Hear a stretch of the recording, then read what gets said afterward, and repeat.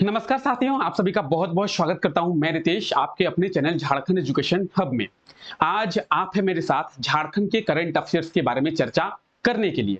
जैसा कि आप लोग सभी जानते हैं, सुबह 5 बजे के इस क्लास में हम लोग झारखंड के करंट अफेयर्स के बारे में चर्चा करते हैं और प्रेजेंट टाइम में झारखंड में क्या कुछ चल रहा है उसके बारे में इस क्लास के थ्रू हम लोग जानकारी लेते हैं। इस क्लास में हम लोग देखते हैं कि प्रेजेंट टाइम में झारखंड में क्या कुछ चल रहा है और क्या कुछ खास हमारे लिए हैं जो एग्जामों में पूछा जा सकता है। आप चाहे झारखंड के किसी भी एग्जाम का प्रिपरेशन कर रहे हैं, चाहे जेपीएससी की बात करें, जेएसएससी की बात करें, झारखंड पुलिस कांस्टेबल की बात करें, झारखंड दरोगा की बात करें, तो आप चाहे झारखंड के किसी भी एग्जाम का प्रिपरेशन कर रहे हैं, उस एग्जाम में करंट अफेयर्स पूछे जाएंगे और करंट अफेयर्स जो है इसी क्लास से पूछे जाएंगे। इसीलिए हम लोग क्या करते हैं, इस क्लास में झारखंड के डेली करंट अफेयर्स के बारे में चर्चा करते हैं और झारखंड में क्या कुछ खास चल रहा है उसके बारे में जानने की थोड़ी बहुत कोशिश करते हैं। आज है 26 जून, जैसा कि आप लोग जानते हैं, और आज हम लोग 26 जून के करंट अफेयर्स के बारे में देखने वाले हैं। 26 जून में क्या कुछ हो रहा है इसके बारे में नहीं, 25 जून रात तक यानी कल रात तक झारखंड में क्या कुछ हुआ है, क्या कुछ होने वाला है और क्या कुछ खास है जो हमारे लिए इंपॉर्टेंट है और एग्जामों में पूछा जा सकता है, उन सब चीजों के बारे में आज के इस क्लास में हम लोग चर्चा करने वाले हैं। जैसा कि आप लोग जानते हैं, यह क्लास डेली सुबह 5 बजे होती है, तो आपको जब भी मौका मिले इस क्लास को एक बार देख ले। क्लास देखते टाइम पे आप लोग कॉपी और पेन रखें और साथ ही साथ आप लोग नोट्स को बनाते हुए चलिए। इस क्लास का पीडीएफ भी आपको मिल जाएगा। पीडीएफ आपको हमारे टेलीग्राम चैनल पे देखने को मिलेगा। आप आसानी से टेलीग्राम चैनल पे विजिट करें और पीडीएफ को डाउनलोड कर सकते हैं, लेकिन मैं आपको ये रिकमेंड करूंगा कि आप जो है क्लास करने के साथ साथ अपने खुद के नोट्स बनाते हुए चले, वही आपके लिए ज्यादा आगे चलकर बेनिफिशियल रहेगा। ठीक है, और बात करेंगे पीडीएफ की, तो पीडीएफ आपको डेली मिल ही जाता है, पीडीएफ का आप लोग डाउनलोड कर सकते हैं। तो चलिए क्लास को फाइनली शुरू करते हैं और देखते हैं झारखंड के क्या कुछ खास करंट अफेयर्स है जो एग्जामों के प्रोस्पेक्टिव से इंपॉर्टेंट है हमारे लिए। ठीक है, तो आइए सबसे पहले करंट अफेयर की बात करते हैं। हाल ही में झारखंड के कितने नए एयरपोर्ट को जल्द जो है शुरू किया जाएगा? झारखंड में कितने नए एयरपोर्ट को जल्द शुरू किया जाएगा? आप लोगों को पता होगा, पिछले वर्ष इसी टाइम पे, यानी ये तो जून का महीना चल रहा है, लेकिन पिछले वर्ष जुलाई के महीने में यानी आज से 10-11 महीने पहले देवघर एयरपोर्ट का जो उद्घाटन है वो पीएम नरेंद्र मोदी के द्वारा किया गया था। जुलाई के महीने में किया गया था, जुलाई 2022 में। जिस टाइम पे किया गया था उस टाइम पे आप लोगों को बताया गया था, इसी क्लास में हम लोग देखे थे, क्या देखे थे कि देवघर का जो एयरपोर्ट है, जो झारखंड का दूसरा इंटरनेशनल एयरपोर्ट है, झारखंड का पहला इंटरनेशनल एयरपोर्ट है बिरसा मुंडा एयरपोर्ट। और बिरसा मुंडा एयरपोर्ट जो कि झारखंड का सबसे पुराना एयरपोर्ट है, झारखंड में सबसे पहले बिरसा मुंडा एयरपोर्ट का ही निर्माण किया गया था। रांची में है बिरसा मुंडा एयरपोर्ट, ये तो आप सभी को पता होगा। ठीक है, उसके बाद झारखंड का दूसरा इंटरनेशनल एयरपोर्ट जो कि है देवघर एयरपोर्ट, उसका निर्माण किया गया और फाइनली जुलाई 2022 में पीएम नरेंद्र मोदी के द्वारा इसका उद्घाटन किया गया। साथ ही साथ उसके साथ साथ क्या किया गया, जुलाई 2022 में भी देवघर जिले में बने एम्स का उद्घाटन भी नरेंद्र मोदी जी के द्वारा ही किया गया है।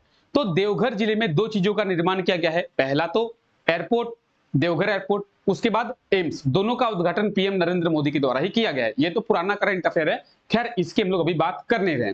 फाइनली फिर से झारखंड के 2 जिलों में एयरपोर्ट का निर्माण किया गया है। कितने? तो 2 जिलों में 2 एयरपोर्ट का निर्माण किया गया है और इस एयरपोर्ट को भी जल्दी शुरू किया जाएगा। ऑप्शन ए जो है इसका बिल्कुल सही आंसर हो जाएगा, 2 एयरपोर्ट। अब ये 2 एयरपोर्ट कहां पे? तो देखिए, एक एयरपोर्ट तो पहले था, कहां पे था? बोकारो में था। बोकारो में जो एयरपोर्ट था वो सेल कंपनी का था, SAIL, SAIL, Steel Authority of India limited.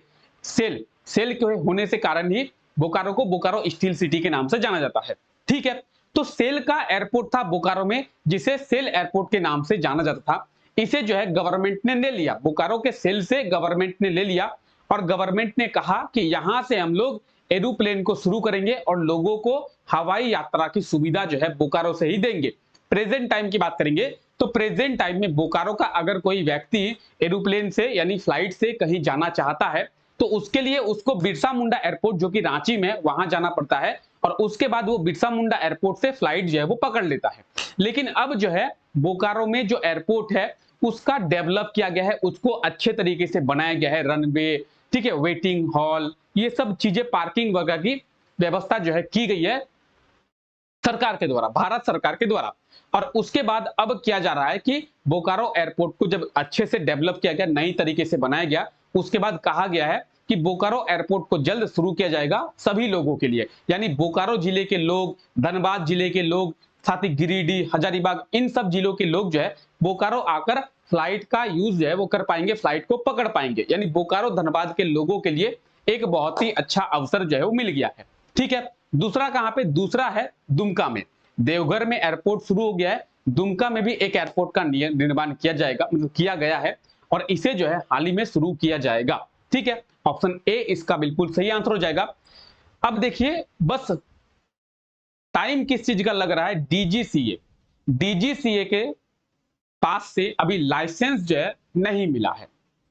Airport बनकर तैयार है, यात्री भी चढ़ने के लिए तैयार है, सब कुछ बनकर तैयार है, एयरपोर्ट में फ्लाइट जो है शुरू होने के लिए भी तैयार है, बस डीजीसीए की परमिशन जो है वो नहीं मिली है। अगर आप लोग स्क्रीनशॉट लेना चाहते हैं तो स्क्रीनशॉट ले सकते हैं। ठीक है, मैं साइड से हट जा रहा हूं, चलिए आप लोग इसका भी स्क्रीनशॉट ले सकते हैं।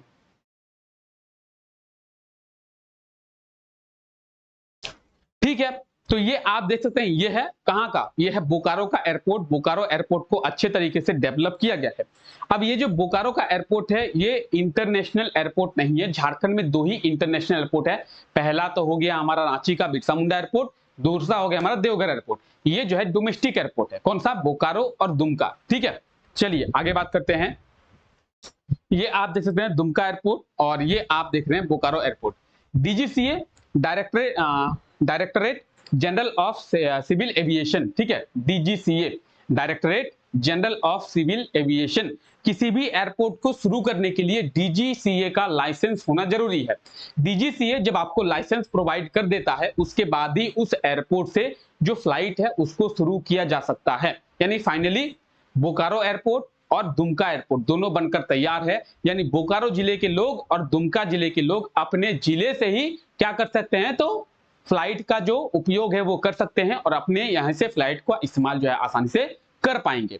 ठीक है, तो ये था आज का हमारा पहला करंट अफेयर, जिसके बारे में आज हम लोग अच्छे से देखे कि झारखंड के दो जिलों में एयरपोर्ट जो है बनकर तैयार है। अब उसे जल्दी शुरू किया जाएगा। जब भी इसे शुरू किया जाएगा उस टाइम आप लोगों को अपडेट जो है वो कर दिया जाएगा इसी क्लास में। ठीक है, चलिए आगे बढ़ते हैं और देखते हैं अगले करंट अफेयर के बारे में। झारखंड के कितने बिजनेसमैन का चयन नेशनल एमएसएमई अवार्ड के लिए किया गया है? तो झारखंड के कितने बिजनेसमैन का चयन जो है वो नेशनल एमएसएमई अवार्ड के लिए किया गया है? नेशनल एमएसएमई अवार्ड क्या है इसके बारे में जानेंगे। सबसे पहले इसके आंसर के बारे में जानते हैं। तो इसका आंसर है ऑप्शन ए 18। ठीक है, झारखंड के 18 बिजनेसमैन का जो चयन है वो नेशनल एमएसएमई अवार्ड के लिए किया गया है। आइए सबसे पहले हम लोग एमएसएमई का फुल फॉर्म देखते हैं। Micro small and medium enterprise department. ठीक है, तो एमएसएमई का फुल फॉर्म है micro small and medium enterprise. ठीक है, एमएसएमई क्या होता है? तो एमएसएमई बेसिकली छोटे छोटे क्या? तो छोटे छोटे जो बिजनेस होते हैं, स्टार्टअप हम लोग कह सकते हैं, छोटे छोटे जो स्टार्टअप होते हैं जिसको किसी के द्वारा शुरू किया जाता है उसे कहते हैं एमएसएमई बिजनेस। जैसे मान लीजिए कि मैंने एक छोटा सा कोई बिजनेस शुरू किया, कोई स्टार्टअप शुरू किया, किस चीज का? तो मैंने एक प्लांट लगाया, छोटा सा प्लांट, 1, 2 या फिर 3 एकड़ भूमि लिया मैंने, 3 एकड़ 4 एकड़ भूमि पे मैंने क्या किया? एक प्लांट जो शुरू किया। कौन सा प्लांट शुरू किया? तो कोई भी प्लांट सोचिए, किसी भी चीज का निर्माण वहां पे किया जाता है। जैसे मान लिए कि वहां पे एल्युमिनियम का निर्माण किया जाता हो, एल्युमिनियम के जो बर्तन वगैरह हैं वहां पे बनते हैं, इस चीज का मैंने प्लांट जो है वो शुरू किया। तो मेरा जो प्लांट है वो एमएसएमई सेक्टर में ही आएगा। यानी आप जो है छोटे लेवल से क्या कर रहे हैं? तो छोटे लेवल से एक स्टार्टअप को शुरू कर रहे हैं। ऐसे मेरे पास इतना तो पैसा है नहीं कि अडानी की तरह मैं कोई पोर्ट जो है खरीद लूं, पोर्ट का बिजनेस कर लूं या फिर किसी और चीज का।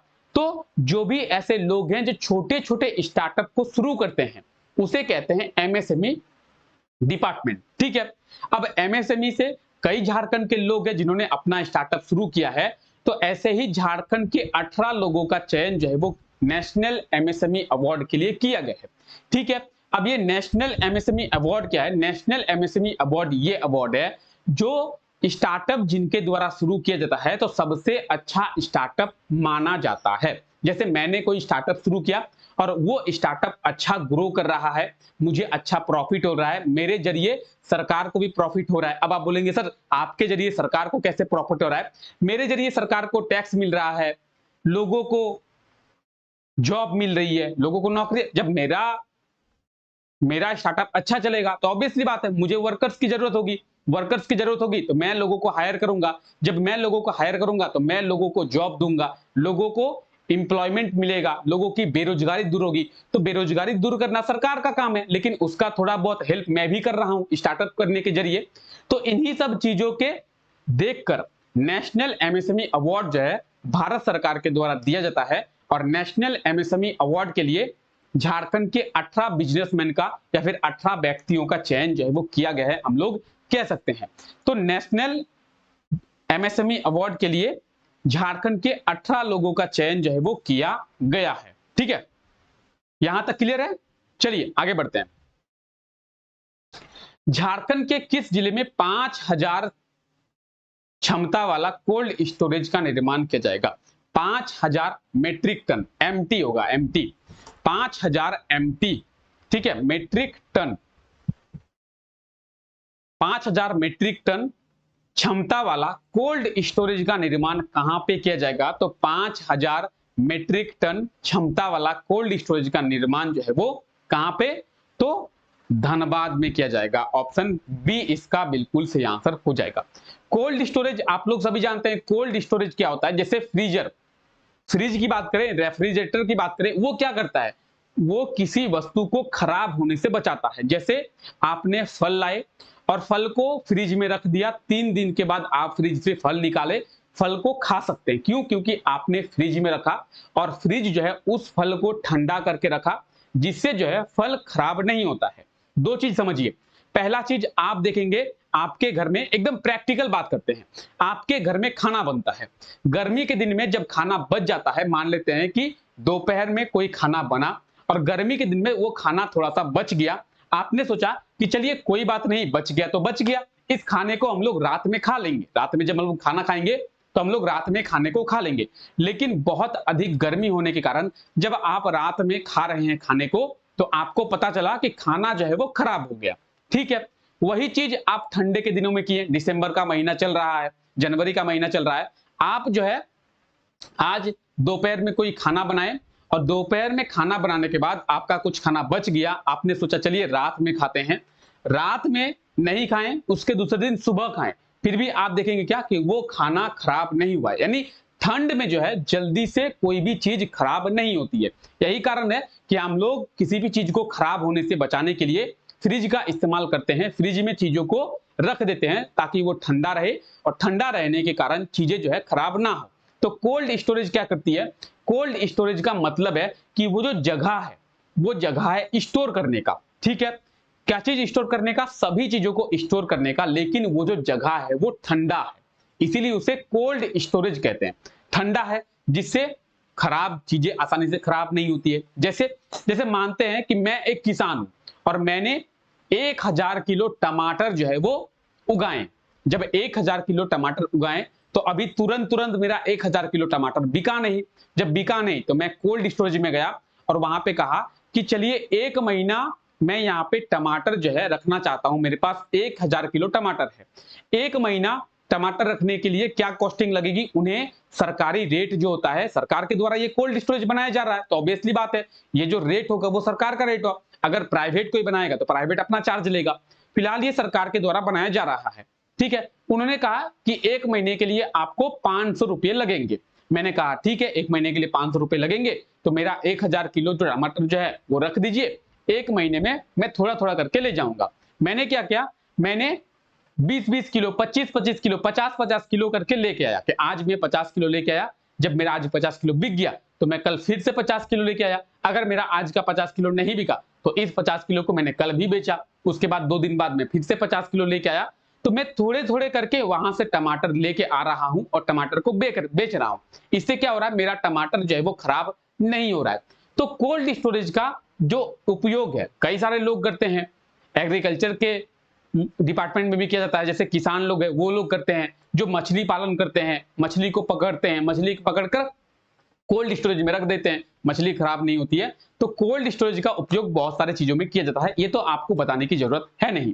फिलहाल धनबाद में 5000 मीट्रिक टन वाला एक कोल्ड स्टोरेज का निर्माण जो है वो झारखंड सरकार के द्वारा किया जा रहा है, और यहाँ पे निम्न दर पर एकदम लो कॉस्ट अमाउंट पर लोगों को कोल्ड स्टोरेज जो है वो अवेलेबल कराया जाएगा सरकार के द्वारा। तो कुछ इस प्रकार का होता है कोल्ड स्टोरेज, आप देख सकते हैं यहाँ पे जो है चीजें ठंडी रहती है, क्या रहती है, चीजें जो है वो ठंडी रहती है। ठीक है, चलिए आइए आगे बात करते हैं। कुछ इस प्रकार का बड़ा होता है, 5000 टन का जब निर्माण किया जाएगा, 5000 मीट्रिक टन का, तो आप सोच सकते हैं कि कितना ही बड़ा होगा। चलिए आगे बात करते हैं। झारखंड जल जीवन मिशन के तहत लोगों को जल सुविधा बहाल करने के लिए कितनी राशि का खर्चा किया जाएगा? तो झारखंड सरकार के द्वारा झारखंड में जल जीवन मिशन के तहत लोगों को जल की सुविधा देने के लिए 39 करोड़ की राशि जो है खर्च की जाएगी। ऑप्शन बी इसका बिल्कुल सही आंसर हो जाएगा। और 39 करोड़ की राशि में भी झारखंड के जो जल सैया होते हैं, आपके भी यहाँ पे होगा कोई जल सैया।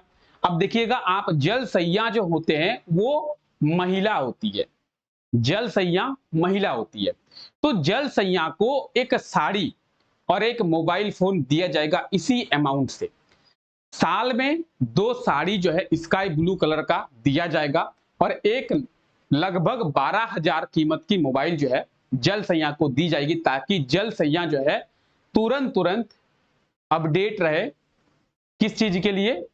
जल जीवन मिशन के तहत लोगों को जल सुविधा देने के लिए। अगर कोई भी प्रॉब्लम हो तो उस मोबाइल के जरिए वो जो जल सैया है वो उस प्रॉब्लम को क्या कर सके, आगे फॉरवर्ड कर सके कि यहाँ पे इस चीज का प्रॉब्लम है, इसे जो है सॉर्ट आउट करना है। तो इसके लिए जल जीवन मिशन के तहत लोगों को जल सुविधा देने के लिए लगभग 39 करोड़ की जो राशि है उसे खर्चा किया जाएगा। इसके तहत जो जल सैया है, जल सैया वो क्या करेंगे, उनको स्काई ब्लू कलर की एक साड़ी और एक मोबाइल फोन, और ये जो स्काई ब्लू कलर की साड़ी है ये साल में 2 को दिया जाएगा, और प्रेजेंट टाइम में एक मोबाइल फोन भी दिया जाएगा, ताकि वो जो है सभी चीजों के साथ अपडेट रहें। ठीक है, तो आप देख सकते हैं जल सैया जो है स्काई ब्लू कलर की साड़ी पहनती है, लेकिन अब जो है इन्हें मोबाइल भी दिया जाएगा। रिचार्ज उनको खुद ही कराना पड़ेगा, रिचार्ज की सुविधा नहीं देगी सरकार, रिचार्ज उनको खुद कराना पड़ेगा, लेकिन मोबाइल जो है सरकार उन्हें देगी। इसके लिए झारखंड सरकार 39 करोड़ का जो अमाउंट है उसे खर्चा करेगी। ठीक है, चलिए आप देख रहे हैं लगातार जो सरकार है वो जल को संरक्षण करने के लिए, लोगों के प्रति जल का जो नष्ट है उसको कम करने के लिए क्या जा रहा है, कई सारी योजनाएं लाई जा रही है। कैच द रेन अभियान भी लाया गया है, जिसे 15 नवंबर 2023 तक चलाया जाएगा। इसके बारे में भी बात की थी। कैच द रेन, वर्षा के जल को संरक्षण करना है, वर्षा के जल को स्टोर करना है और वर्षा के जल को बर्बाद होने नहीं देना है, कैच द रेन अभियान। चलिए आगे बात करते हैं। हाल ही में झारखंड के किस जिले के लेखक को साहित्य पुरस्कार दिया गया है, बाल साहित्य पुरस्कार, और लेखक का नाम है मानसिंह माझी। अब मानसिंह माझी की बात करेंगे तो ये जो है झारखंड के कौन से जिले की बात करें या फिर शहर की बात करें, तो यहाँ पे जिला नहीं होगा बल्कि यहाँ पे होगा शहर। किस शहर के लेखक? तो शहर जो है जमशेदपुर है। जिले की बात करेंगे तो जिला होगा पूर्वी सिंहभूम, ईस्ट सिंहभूम, लेकिन शहर जमशेदपुर। जमशेदपुर शहर पूर्वी सिंहभूम जिले में स्थित है। कई लोग कंफ्यूज होते हैं, जमशेदपुर को जिला कहते हैं, लेकिन जमशेदपुर जिला नहीं है बल्कि एक शहर है। रांची शहर, रांची एक जिला भी है और उस जिले के अंदर एक शहर है जिसका नाम है रांची, जहां पे रांची स्टेशन है। ठीक है, रांची मार्केट है, रांची का एक famous mall nucleus mall, Lalpur में है ना न्यूक्लियस मॉल, वहां पे आप लोग जो रांची में है वो लोग समझते हैं वहां पे किस चीज के लिए भीड़ लगती है। ठीक है, एकदम शाम के टाइम पे लड़कों की भीड़ जो है वो लग जाती है, और आप समझ ही सकते हैं कि न्यूक्लियस मॉल में क्यों भीड़ लगती है ज्यादातर। ठीक है। तो रांची एक शहर है, बाकी जो गांव ग्रामीण इलाका है उसे हम लोग रांची नहीं करेंगे, कहेंगे क्या, रांची ही कहेंगे, लेकिन वो रांची शहर नहीं है, वो होगा रांची जिला। ठीक है, चलिए। तो जमशेदपुर के रहने वाले हैं मान सिंह माझी। क्या नाम है? मान सिंह माझी। और ये पेशे से एक लेखक हैं और इन्हें जो है बाल साहित्य पुरस्कार 2023 दिया गया है। बाल साहित्य पुरस्कार 2023। ठीक है, तो जमशेदपुर के लेखक मान सिंह माझी को बाल साहित्य पुरस्कार 2023 दिया गया है। इनके द्वारा एक पुस्तक लिखा गया है जिसका नाम है नेने पेते। क्या नाम है? नेने पेते। इस पुस्तक को याद रखेंगे, एग्जाम में हो सकता है कि आपसे पूछ लिया जाए कि कौन से पुस्तक के लेखक को बाल साहित्य पुरस्कार दिया गया है, या फिर मान सिंह माझी के द्वारा कौन सा, निम्न में से मान सिंह माझी के द्वारा कौन सा पुस्तक लिखा गया है, या फिर कौन से पुस्तक लिखने के कारण मान सिंह माझी को बाल साहित्य पुरस्कार दिया गया है। तो क्वेश्चन जो है कैसे भी घुमा के पूछा जाए, आपको कंफ्यूज नहीं होना है, आपको आंसर पता होना है। तो पुस्तक का नाम है नेने पेते। क्या नाम है? नेने पेते। और ये जो है जमशेदपुर के बारीडी जाहिर टोला के रहने वाले हैं। बारीडी जाहिर टोला। ठीक है, कौन? तो मान सिंह माझी। आप ये देख रहे हैं मान सिंह माझी, और इनके द्वारा एक पुस्तक लिखा गया है नेने पेते। क्या नाम है उस पुस्तक का? नेने पेते। और इसी पुस्तक के लिखने के कारण ही इन्हें साहित्य अकादमी पुरस्कार जो है दिया गया है, बाल साहित्य अकादमी पुरस्कार। ठीक है, चलिए आगे बात करते हैं। ये जमशेदपुर के रहने वाले हैं, तो आप यहां पे देखिए, ये है जमशेदपुर। और जमशेदपुर कौन से जिले में है? तो आप ये जिला देखिए, पूर्वी सिंहभूम जिला है, ईस्ट सिंहभूम जिला है।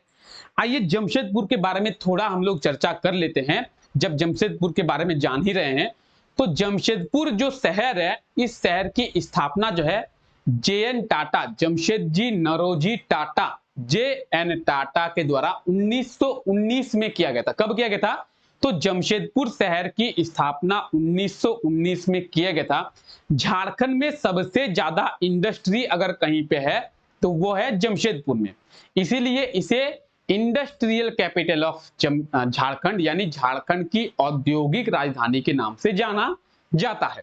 ठीक है, ऑब्वियसली बात है, जहां पे इंडस्ट्री ज्यादा होगी, जहां पे कारखाने ज्यादा होंगे, सरकार को वहां से टैक्स कलेक्शन भी ज्यादा होगा, सरकार को वहां से रेवेन्यू ज्यादा मिलेगा।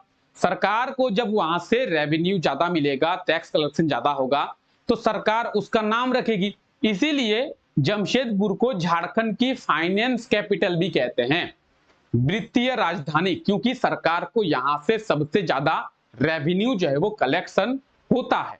ठीक है, आइए, तो ये कुछ झारखंड के इंपॉर्टेंट करंट अफेयर्स थे जिसके बारे में डिटेल में हम लोग चर्चा किए और सभी चीजों के बारे में हम लोग आसानी से समझे। चलिए, कल के क्लास में आपसे क्वेश्चन पूछा गया था, उसके बारे में जानते हैं।